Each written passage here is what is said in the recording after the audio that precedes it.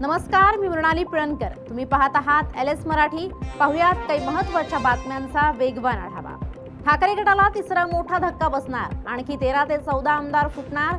आमदार संतोष मांगर यांचा मोठा दावा. शिवसेनेच्या 60व्या वर्धापन दिनानिमित्त शिंदेंच्या शिवसेनेकडून कोल्हापुरात आनंदोत्सव. जिलेबी वाटप करत ढोलताशांच्या गजरात जल्लोष.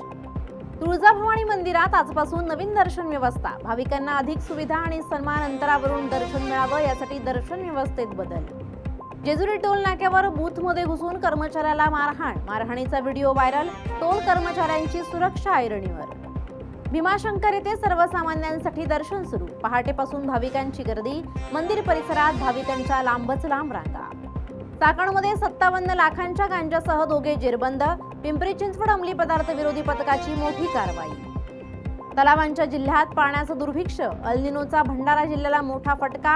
शेतीचं पाणी रोखलं. पाण्याचं संकट माहीत असूनही उपाययोजना का केल्या नाहीत? नाना पटोलेंचा मुख्यमंत्र्यांना थेट सवाल. पाणी टंचाईचा वन्य प्राण्यांना सुद्धा फटका. पाण्याच्या शोधात वन्य प्राण्यांची गावाकडे धाव. भट उमरा गावात अडकून पडली नीलगाय. वाई सातारा मार्गावरील वाकेश्वर बावध नदीत भीषण अपघात. अज्ञात वाहनाच्या धडकेत वाई पोलीस ठाण्यातील पोलीस कॉन्स्टेबल श्रावण राठोड याचा मृत्यू. पोलीस दलात हळहळ. वाशिममध्ये पाणंद रस्त्यांची कामं रखडली. मान्सूनमुळे शेतकऱ्यांच्या अडचणी वाढल्या.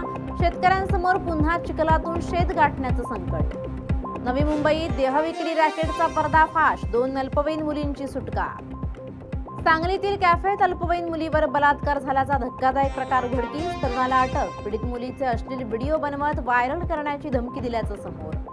आंबेगाव तालुक्यात शेतजमिनीच्या वादातून जीवघेणा हल्ला. मारहाणीत अनेक जण गंभीर जखमी. घोडेगाव पोलिसात तक्रार दाखल.